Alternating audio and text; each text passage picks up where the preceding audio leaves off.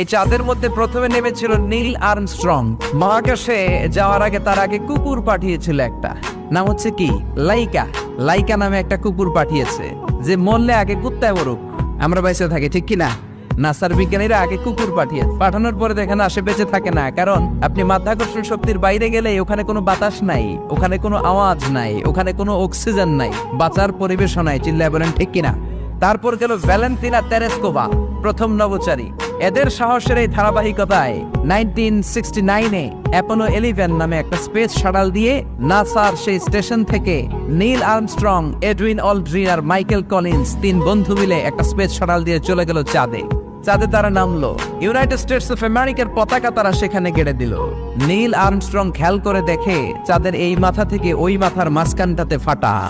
ফাটিয়েছে কে? সে পরবর্তীতে পৃথিবীতে এসে বিশ্বনবীর বায়োগ্রাফি পড়ে জানতে পেরেছে এটা বিশ্বনবী